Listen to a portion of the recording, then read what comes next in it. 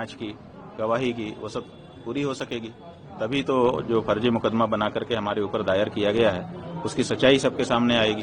तभी ऐसा काम करने वाले जो लोग हैं वो दंडित हो सकेंगे। तो इसलिए आवश्यक है, हम यही कहना चाहेंगे कि न्यायालय लंबा समय न लगाते हुए इस पर थोड़ी सी द्रुत गति से काम करे, क्योंकि बहुत सारे लोगों की निगाह इस पर लगी रहेगी। तो जल्दी से जल्दी इस पर गवाही साखी करे और निर्णय करे। जो गलत है वो तो गलत ही है, जो फर्जी केस बनाया है वो तो फर्जी ही सिद्ध होना है। गुरुजी, आप बता दें कि कोर्ट में पीठ पर आसीन है और आपके ऊपर इस तरह के आरोप लगाए गए हैं, तो बात यह है कि सनातन के ऊपर आरोप लगा कौन रहा है? आप देखिए, किसी भी धर्मी ने थोड़े लगाया है हमारे ऊपर आरोप। जिस व्यक्ति ने लगाया है वो खुद हिस्ट्री शीटर है।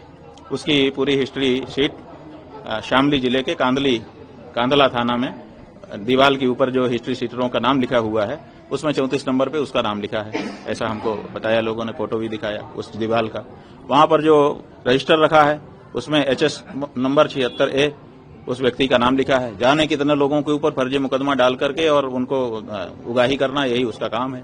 वो व्यक्ति रामभद्राचार्य का शिष्य बन जाता है और रामभद्राचार्य जी की शिष्य होने के बाद वो आकर के हमारे लोगों के ऊपर इस तरह का आरोप लगाता है। तो आप समझ लीजिए कि ये आरोप कोई विधर्मी नहीं लगा रहा है।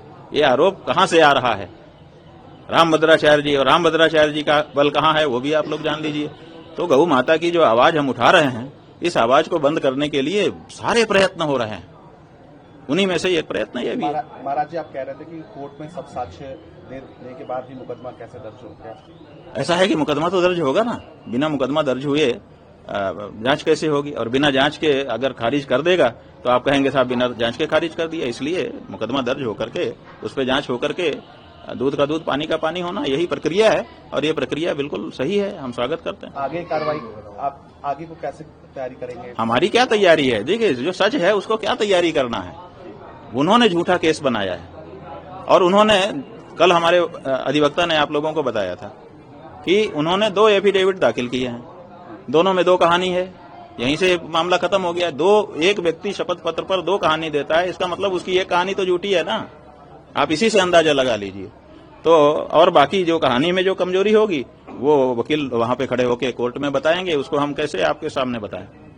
इसलिए कोई इसमें बाधा नहीं है। ये बिल्कुल उचित है, जो प्रक्रिया है उसका पालन किया जाना चाहिए और हम लोग न्यायालय में जो बाधा आ रही है उसको फेस करेंगे। ऐसी क्या बात है? हम थोड़े आदित्यनाथ हैं कि हमारे ऊपर का मुकदमा हटवा लो, ऐसी जरूरत नहीं है। हमारे ऊपर अगर कोई आक्षेप है तो हम भी उसका सामना करेंगे जैसे आम लोग करते हैं। ऐसी क्या बात है?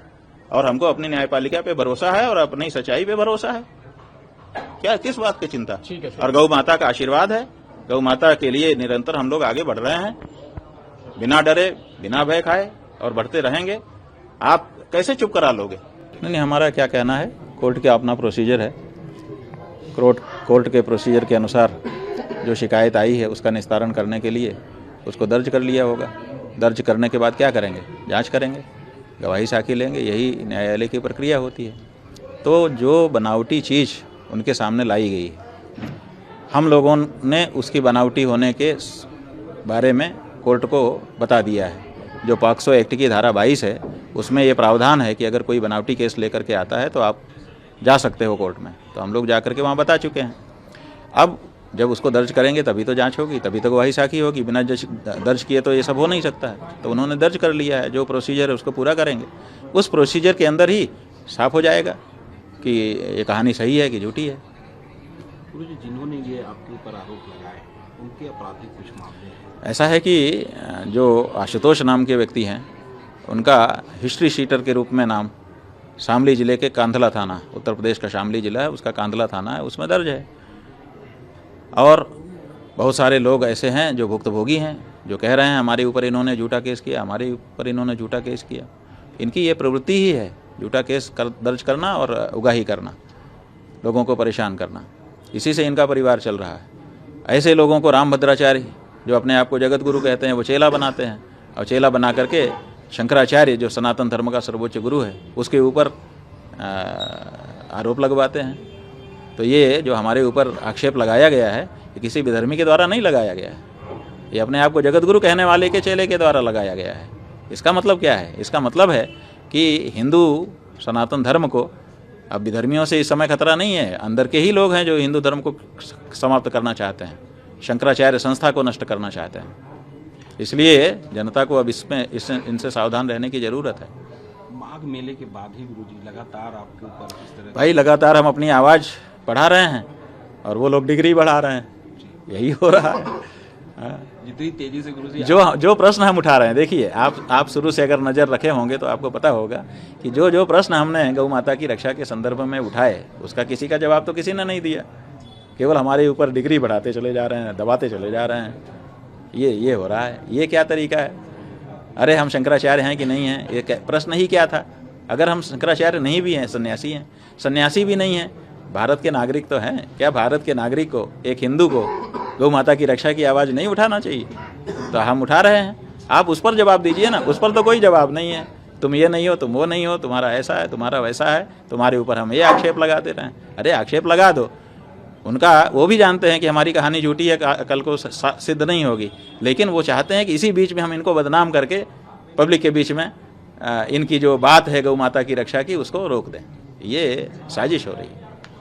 11 तारीख को गुरुजी आप कूच करने वाले हैं लखनऊ की तरफ पूरे। हाँ जी, पहले से हमारी घोषणा है, 40 दिन का हमने समय दिया था। कह रहे हैं कि हम आपके आश्रम की तरफ कूच करते, इसमें नहीं ठीक है, आए क्या है? देखिए इससे क्या होगा, जब वो चलेंगे वहाँ से तो जनता उनसे जुड़ेगी कि भाई कौन जा रहा है, क्यों जा रहा है, तो उनके बारे में भी जानेगी।